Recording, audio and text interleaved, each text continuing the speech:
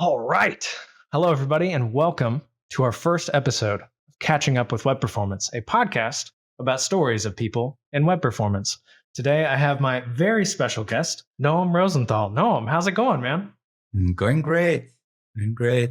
Waiting to be a father of my firstborn. Otherwise, doing web performance stuff.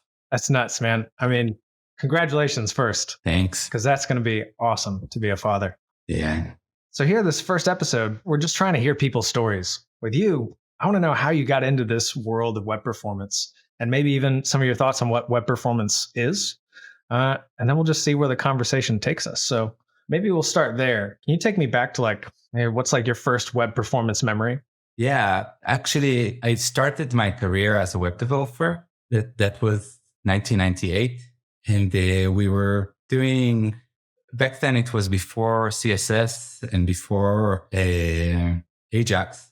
And we were doing tricks like having iframes, having invisible iframes that load HTML that injects code into the parent so that the page doesn't have to reload. Basically doing an SVA with invisible iframes. It was very common back then. But it was very common, but you couldn't Google it because there was also no Google yet. So it was common in a way that everybody invented it by themselves, but everybody sort of invented the same thing. Then that was one of them. Yeah. That was maybe the first story, but where I got into actually looking under the hood was at the days when I was working for Nokia. It was around 2008, 2009. And there was at that time, there was this big web versus native multi-flame war across the industry. Of should everybody use native apps? The whole App Store thing started. And I have to tell you, I really, really dislike app stores and everything to do with them as a user. Yeah. I disliked it from the start that I have to download things onto my phone so that I can go into get some content. Right. It looked like a big step backwards. So you can imagine which team I was in for the web versus native. Mm-hmm. On the other hand, my very smart colleagues from the native side were always saying, wait, but web is slow. Interesting. It was like a truth, like an axiom. Yeah. You know how in Game of Thrones they said it is known.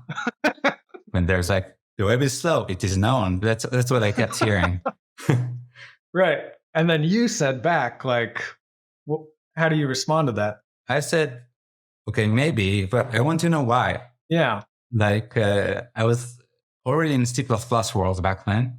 And the main thing that was considered slow in the web was animation. Animated UI after the first iPhone became like this. How do we do this in a way that's 60 frames per second, really difficult, etc. And I saw that the CSS animations just started and seemed like a great way to express animations. I really liked it. I always liked CSS and cascading and how it's separate from the content. And indeed, at the time for the Qt port of WebKit, which was what Nokia was using, CSS animations were extremely slow. So I was like, okay, I'll go into WebKit code and understand why and try to fix it. And my first patch to WebKit in 2009 was to fix this. It was a huge, huge first patch. Was to fix the animations in WebKit? In animations, apparently Apple had something special. Today it's very known, so accelerated compositing. Uh-huh. The whole implementation of how 3D animations work, etc. So for Apple, they worked with core animations, with the internal macOS iOS animation framework. And what I had to do is connect it with the Qt with Nokia or whatever animation framework instead. It was like, oh, there's just a missing link here to make this fast. And that was it. There's just this missing link right here, and you found it.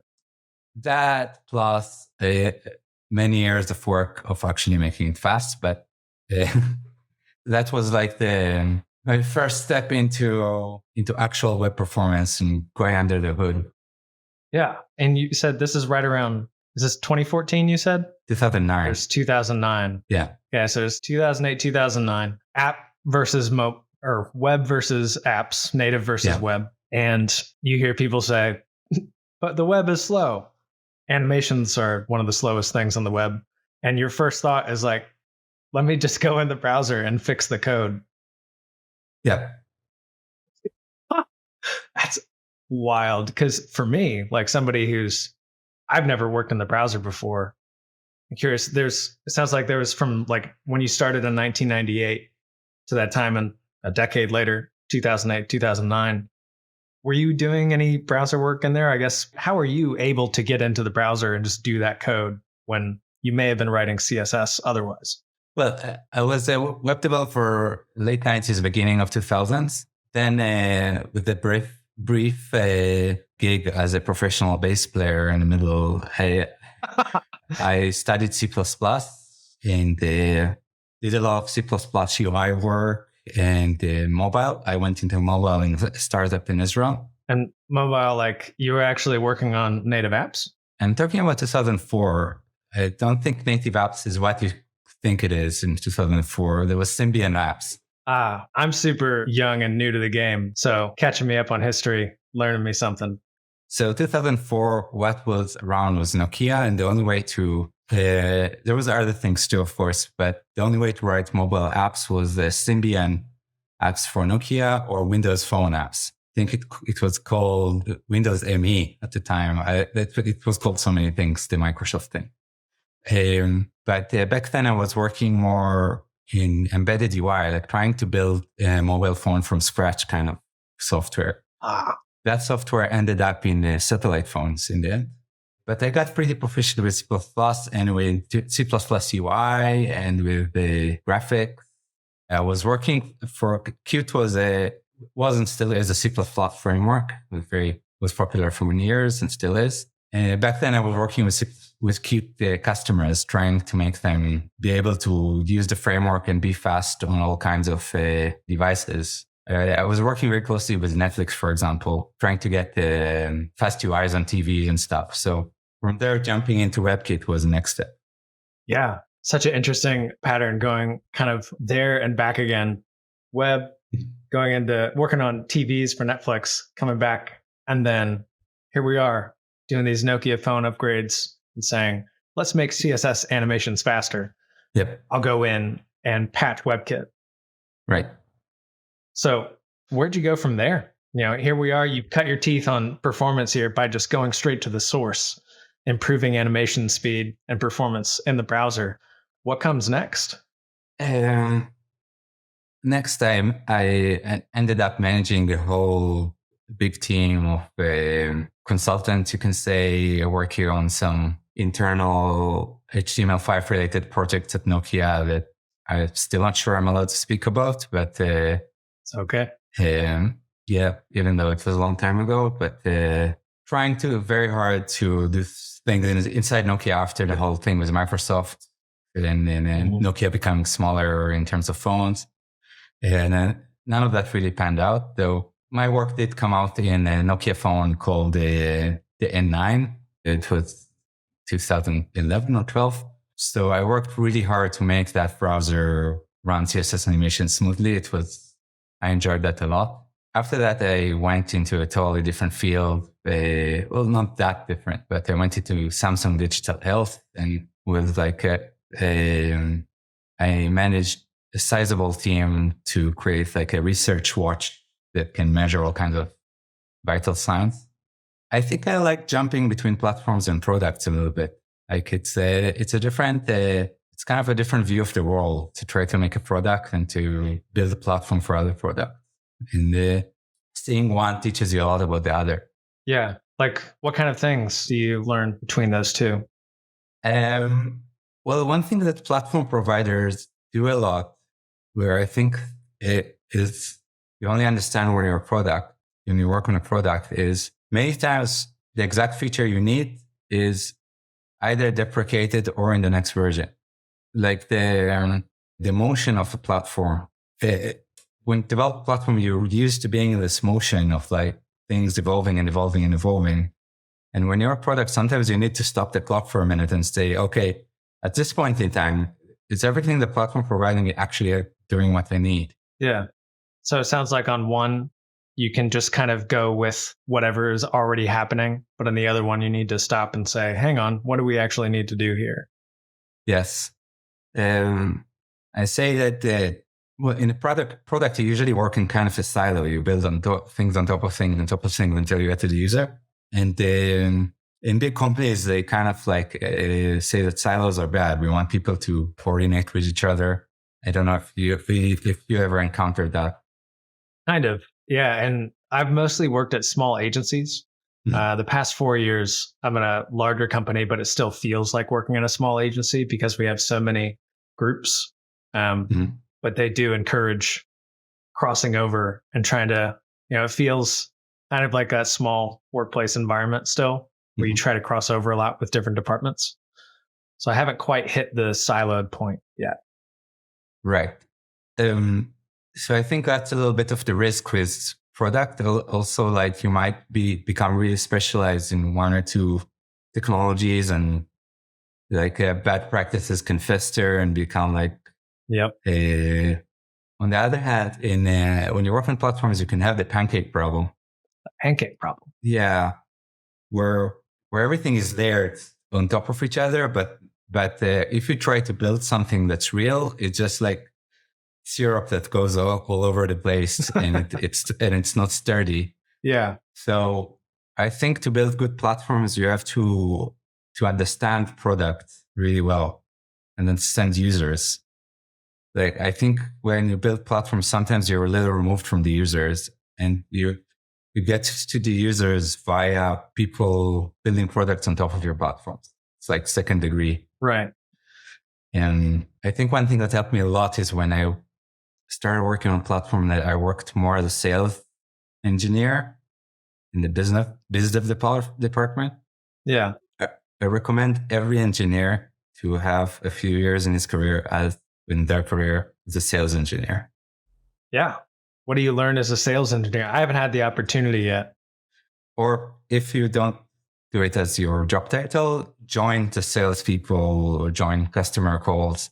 Like go in, get on the call and hear exactly what's going on and be a part of it. Where the rubber meets the road of your product. Like Right. take the car you build to an actual spin, be a taxi driver with it. Right. You know? Right. Actually get out and like feel how it's being used and what's going on. Yeah, have customers yell to you. Like it teaches you a lot about the importance and urgency, how things you build as a platform can make or destroy small businesses. Yeah, for real. You can't always see it where you're kind of shelled in the platform. We've got some really interesting directions we could go with this. I mean, this idea of product and platform. Mm-hmm. I said on the platform side, it's a lot easier to become detached. Yep. That you don't really get to hear from your users. On the product side, you're like there. I mean, you can still be in a siloed department potentially working on product. But if you can get the chance to be, go on the sales team, let customers yell at you so you can feel the pain or feel exactly how your product is being used and get better feedback on how to make it better. Right. And I'm curious then, if you take that idea or concept, I'm wondering how does maybe the web or web performance tie in with this, where we've got the platform, we've got all these people making products, and then we have this like group of people saying performance matters, performance make performance. Like how do you see this world, I guess, when you think about web performance? Do you see kind of the platform and the product, or do you have a different perspective, a different mental model for how you see that world? Well, I definitely think that working on the product side of things helps me with this, even though now I'm purely in the platform side of things in working for the Chrome team. But I would say both with performance and with other things like accessibility and security even, the key is the user.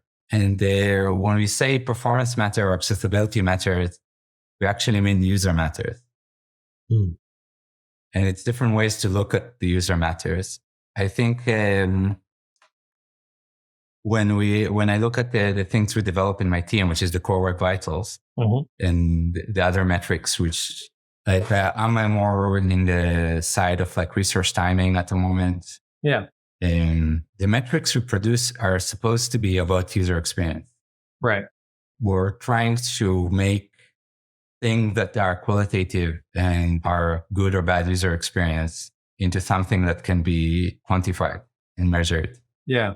And I don't know if this answers your questions, but I think I think the main thing with products and platforms here is to not lose sight that the metrics are a tool for user experience. Mm-hmm. They're not a goal. They are an objective. They're a good way to focus yourself on an objective that helps you with the goal. But the goal is user experience. And the user experience is something that changes from application to application. For example, core work vitals are less meaningful when you have a very heavy, big application that has like a session of hours, let's say the Wix editor. Right. Or like Photoshop on the web. Yeah. Like, okay, so it has a loading spinner for a few seconds or whatever. Like, it's a question of user experience. Like you want to look at the correct metrics for your user experience. I don't know if this helps answer your question. Yeah, actually, it gives me some really good jumping off points here. Because speaking of platforms and products and getting closer to your users, like here you're working on resource timing. Who are your users there? Or like when you think of getting on a sales call, right? Like letting your customers yell at you. How do you do that where you're at right now with resource timing?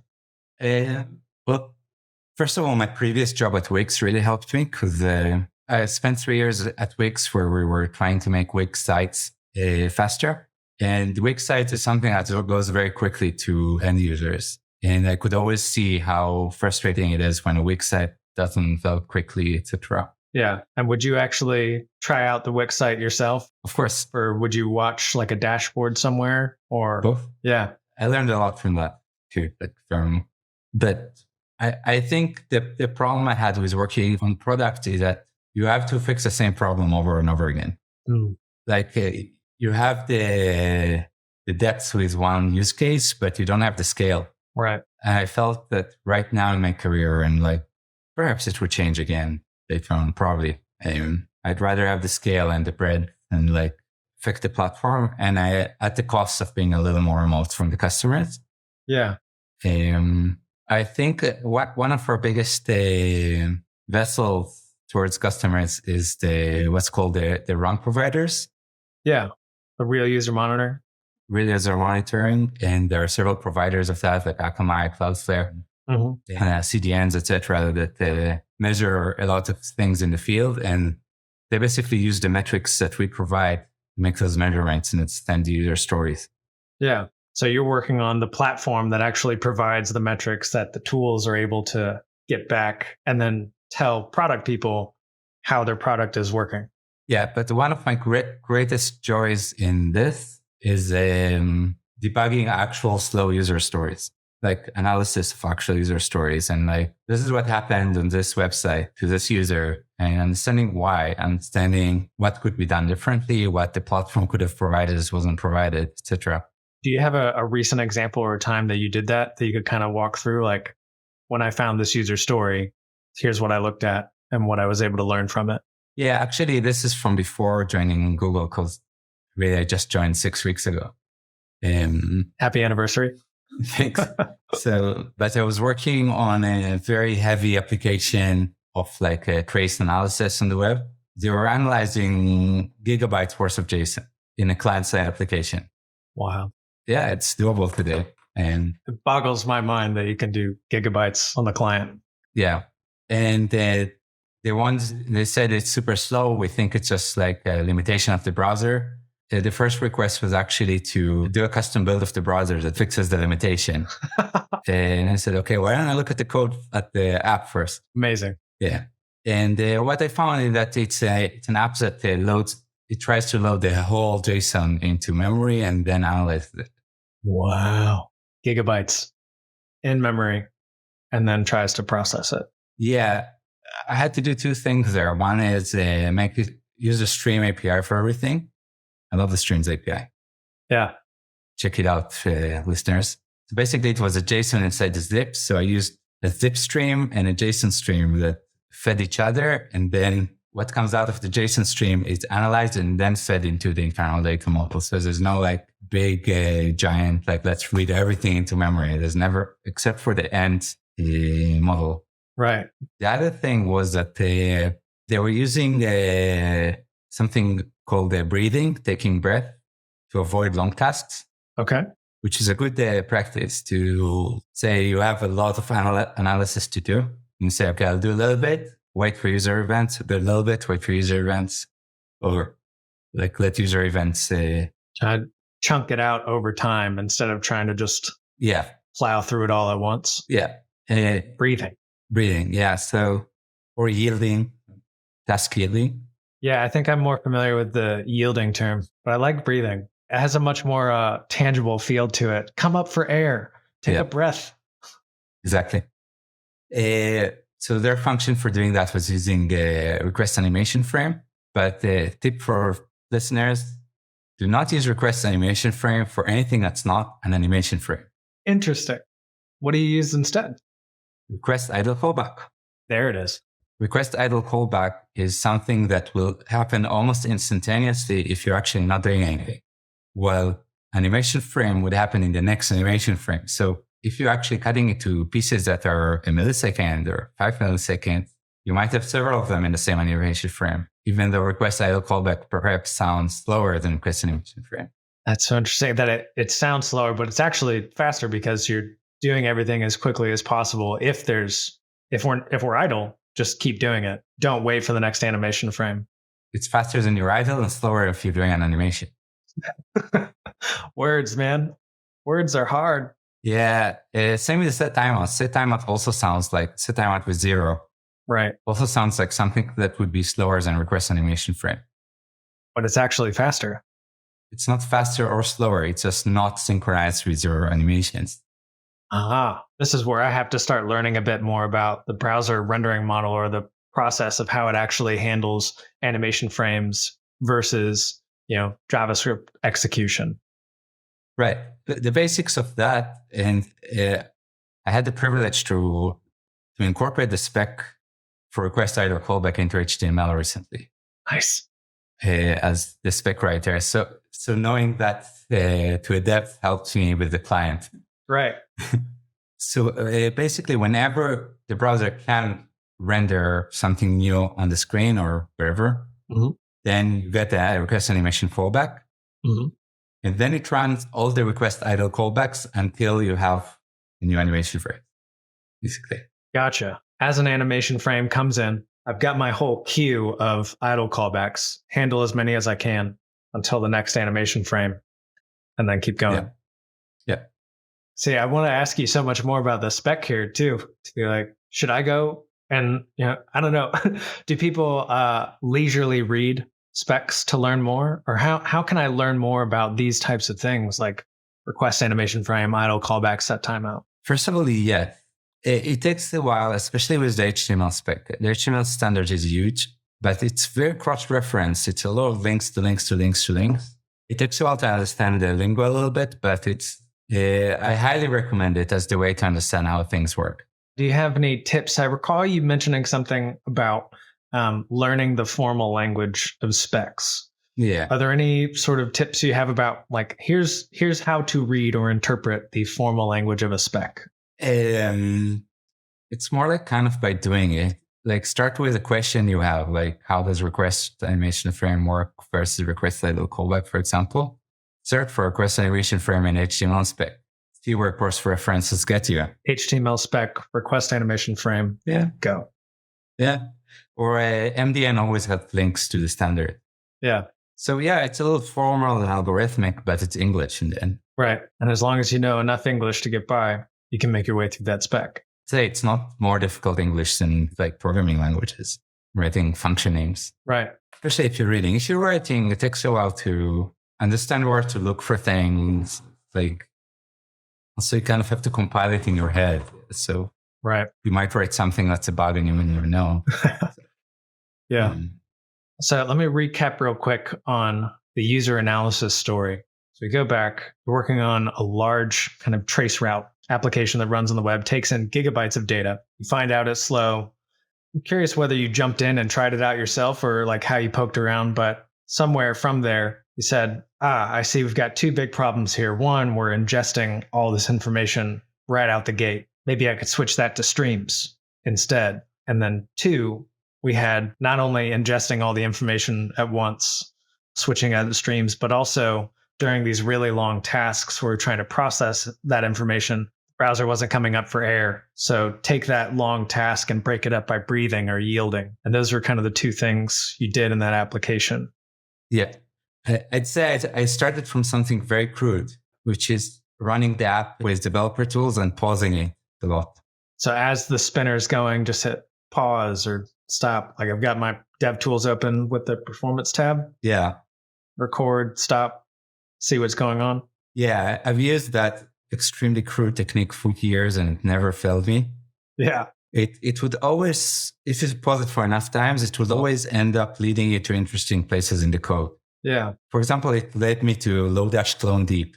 Tell me more. Yeah, that's another thing. That was a one-liner that just saved them so many seconds. I did pause and pause and pause. Always saw that I'm in the middle of low-clone deep. Uh-huh. And I looked for the color of low-clone deep and I saw that it's actually a flat object. And I changed it to just doing like curly braces with 3 dots, like a shallow clone. And it needed to also clone the prototype. So I cloned the prototype. Right. So just switching from clone deep to like a shallow clone saved seconds, crazy amounts of time. Yeah. So it's like in the 30%. That's fantastic. Yeah. I would say first rule of web performance, do less slow things. Yep. Wisdom. Usually it's the first thing I do when I optimize something. There's usually a few things that are super slow that are, when you just fix them, they're usually silly. Usually if you just pause your app or use a timeline view in Chrome DevTools or the heap view, which is where I found the whole huge JSON is actually in memory as string. Yeah. You just do those things and you find those huge outliers that are usually the first thing you have to fix for performance. And then you get to the smaller bits and then more interesting things come. Speaking of interesting, are there any other things maybe in general that you find interesting or difficult or confusing about web performance? Well, I think web performance is extremely difficult. And it gets us to some conversation we had a few weeks or months ago about performance being the resource. Mm-hmm. I see the question of why is performance difficult in software the same as why is money and time difficult in business? Yeah. Why is it? Because it's a measurement of everything. Right. When you talk about software, you talk about computers. Sure, you have other aspects like users and like or whatever the content is, but in the end, the software itself, the material of software is computers. Yeah. The performance is, it measures time and it measures money. It measures energy over time, like how many CPUs you use. Performance is not just about time measurements. It's also about like how many cloud instances do you have up and running. It's also performance in a way. Right. Like your AWS bill. Right. And yeah, I'm trying to find a way to articulate this because it gives me a visceral feeling that I can't quite describe of, performance isn't like a thing that I can take and tweak. No. Right. Like it just is. It's the software. It's like asking yourself, why is it hard to get fit, to lose weight? It's exactly like that. Keep flossing. Right. Yeah. Right. Why is it hard to save money? Yeah. Why is it hard to separate the mind from the body? Right. And they're just interlinked. It's interlinked. Like whatever your content is interlinked to its performance. It's not a separate thing. It's not a feature. Mm-hmm. I think when I say it's not an aspect, it is actually an aspect if I look at the word, but it's not a feature. Interesting. What's the difference between an aspect and a feature? An aspect is like a way to look at things. Like you can look at software from the aspect of user experience or from the aspect of performance or from the aspect of legality or security. Those are aspects, but they're not a feature. Neither of those things are a feature. And also accessibility is not a feature. There are different perspectives to look at your software, but your whole software is related to those things. It's not like something you can put in the side. It's like, yeah. It's so interesting because it flies in the face of, I hear so often, performance is a feature. Like, you've heard people say that too. Performance is a feature. You should treat it as a feature. And here we're getting a bit more philosophical about it, saying, well, no, when you think of it as a feature, and I'm curious what are maybe the side effects of thinking of it as a feature as opposed to, now performance is almost like a frame of mind. It's a perspective, similar to accessibility. and security, where it's a way for me to look at this thing. I wonder if I'm looking at just properties of an object and I say like, this book, what are its features? What are the features of this book? It has these words or it has this color. What is its performance? You can't really consider performance in the same way. It's immediately relative. I have to start asking, well, performance for who? What is it performing, etc. Yeah, I think that's because a book is not software. Ooh. I think it's more of an aspect of software. It's not necessarily as an aspect of everything. But I guess from a book perspective, you have the length of the book, you have the weight of the book, you have how long it reads, how many chapters it has. Like it does have some features that are performance-like, but it is very philosophical. Yeah.